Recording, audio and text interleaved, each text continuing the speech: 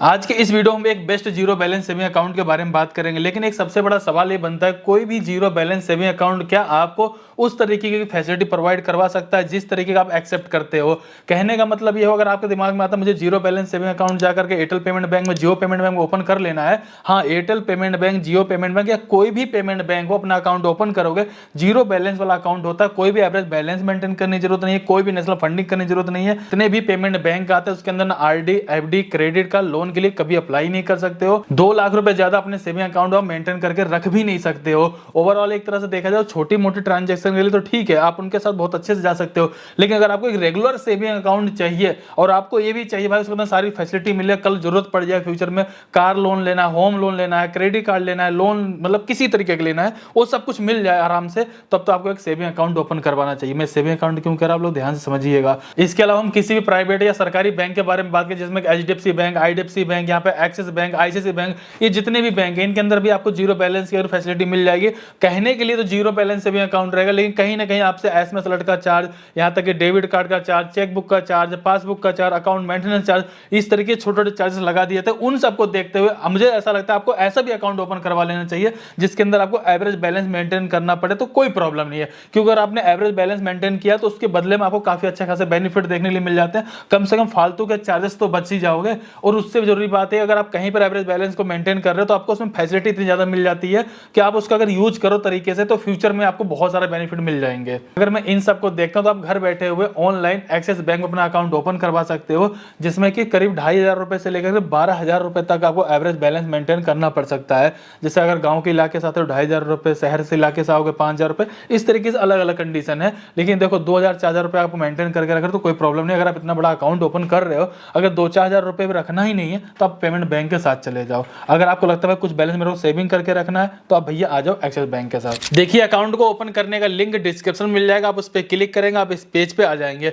यहां पर आने के बाद अपने पैन कार्ड का नंबर एंटर कर देंगे, मोबाइल नंबर डालेंगे, टर्म कंडीशन वाले बॉक्स पे क्लिक कर देंगे, सिंपल सा प्रोसेस पे क्लिक कर देंगे। इसके बाद यहां पर आने के बाद आपको अपने आधार कार्ड का नंबर एंटर कर देना है, टर्म कंडीशन वाले बॉक्स पे क्लिक करके प्रोसेस पे दोबारा से क्लिक करेंगे। आधार कंसेंट आपके सामने देखने को मिल जाएगा, आई एग्री पे क्लिक कर देंगे। अब आपके आधार कार्ड से लिंक मोबाइल नंबर पे एक ओटीपी है, ओटीपी डालेंगे। आधार ओटीपी डालने के बाद देखेंगे आपका केवाईसी वेरिफिकेशन यहाँ पे कंप्लीट हो जाता है और यहाँ पर आपके आधार कार्ड से सारी जानकारी दिखा दी जाती है। यहाँ पर आपको अपने एक ईमेल आईडी को एंटर कर लेना है, वेरीफाई पे क्लिक करेंगे, आपके ईमेल आईडी पे एक ओटीपी है, ओटीपी डाल देंगे। इसके बाद सिंपल सा नेक्स्ट पे क्लिक कर देंगे। अब आपको यहाँ पे डिटेल एंटर करनी है, जिसमें कि सबसे पहले मैरिटल स्टेटस सेलेक्ट कर लेना है, आपकी एजुकेशन क्वालिफिकेशन क्या है आप इसको यहाँ पे सिलेक्ट कर लेंगे। एम्प्लॉयमेंट टाइप में आप सिलेक्ट करेंगे, आप सैलरी पर्सन है, सेल्फ एम्प्लॉयड, हाउस मेकर है या फिर स्टूडेंट वगैरह, मतलब आप किसी भी कैटेगरी में आते हैं अपना अकाउंट आप यहाँ पे ओपन कर पाएंगे। सोर्स ऑफ फंड में आपको सिलेक्ट करना हो तो भाई आपके पास अगर कोई इनकम का साधन है तो कहां से आप उसको सिलेक्ट कर सकते हैं।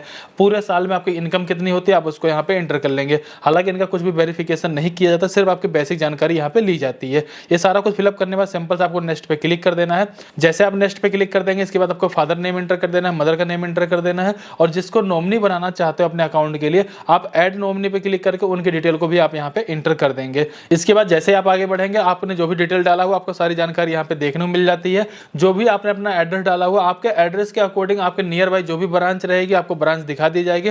अगर आपको लगता है मुझे ब्रांच चेंज करना है, किसी दूसरे ब्रांच में अपना अकाउंट ओपन करवाना है तो आप यहाँ पे ब्रांच चेंज करके उसको सिलेक्ट कर सकते हैं। इसके बाद टर्म कंडीशन वाले बॉक्स पे क्लिक करेंगे, सिंपल सा नेक्स्ट पे क्लिक कर देंगे। जैसे ही आप अपना सारा काम कंप्लीट कर लेंगे, अब आपको वीडियो केवाईसी कंप्लीट करनी है, लेकिन नीचे ध्यान दीजिएगा अब आपको यहाँ पे इनिशियल फंडिंग करने के लिए कहा जा रहा है। अब एक चीज और भी समझ में आना चाहिए, इनिशियल फंडिंग यहाँ पे 5,000 बताई जा रही है, जबकि इनके वेबसाइट पे जो हमने विजिट किया वहां पे 10,000 रुपए दिखाई जा रहे थे। यहाँ पर एक बात और आप समझ चलिएगा, आप किसी मेट्रो सिटी में आते हैं हो सकता है आपको 10,000-15,000 रुपए करना पड़ जाता है। अगर आप किसी शहरी इलाके में आते हैं वहां पे 10,000 रुपए करना पड़ सकता है। अगर आप किसी गांव वाले इलाके में आते हैं हो सकता है वहां पे आपको 5,000 रुपए की इनिशियल फंडिंग करनी पड़े। ये आपको अलग अलग भी देखने को मिल सकता है। अगर अपना अकाउंट आप ओपन कर रहे हो आपको कितना इनिशियल फंडिंग करनी पड़े आप लोग कमेंट करके जरूर बताइएगा। फिलहाल आपको नीचे आ जाना है, टर्म कंडीशन वाले बॉक्स पे क्लिक कर लेना है, कनेक्ट टू एन एजेंट पे क्लिक कर लेना है। इसके जस्ट बाद देखेंगे आपके यहाँ पे केवाईसी कंप्लीट होगी, लेकिन ध्यान रखिएगा आपके पास ओरिजिनल पैन कार्ड होना चाहिए, इंटरनेट आपका ठीक ठाक होना चाहिए, लाइटिंग कंडीशन आपके पास ठीक होनी चाहिए, ब्लैंक पेपर और पेन आपके पास होना चाहिए। अगर ये सारी चीजें हैं नीचे आइए टर्म कंडीशन वाले बॉक्स पे क्लिक कर लीजिए, कनेक्ट टू एन एजेंट पे क्लिक कर लेंगे तो एक एजेंट आपसे जुड़ जाएंगे जो आपकी बेसिक जानकारी लेंगे, आपके सिग्नेचर लेंगे, आपके पैन कार्ड की फोटो और आपकी फोटो कैप्चर करेंगे। इस तरीके से यहाँ पे देखेंगे आपकी केवाईसी कंप्लीट हो जाएगी। और आपकी केवाईसी जैसे ही कंप्लीट हो जाएगी इसके बाद इनका जो मोबाइल एप्लीकेशन आता है उसमें जाकर के आप लॉगिन भी कर सकते हो। लॉगिन करने के साथ साथ अपनी फंडिंग भी आप वहां पे कर सकते हो। जैसे आप फंडिंग कर देंगे आपका अकाउंट फुल्ली एक्टिवेट हो जाता है। अगर आपको जरूरत लगे तो आप उस पैसे को निकाल भी सकते हो। इस तरीके से आप अपना यहाँ पे zero balance saving account open कर सकते हो। तो इस वीडियो मैंने आपको बताया किस तरीके से आप एक्सिस बैंक में अपना zero balance saving account open कर पाएंगे। अगर आपको छोटी मोटी ट्रांजेक्शन करनी है तब आप जियो पेमेंट बैंक वगैरह के साथ जा सकते हो, नहीं तो अपना रेगुलर सेविंग अकाउंट आप यहाँ पे ओपन कर सकते हो, जिस बारे में मैंने सारी जानकारी को शेयर कर दिया।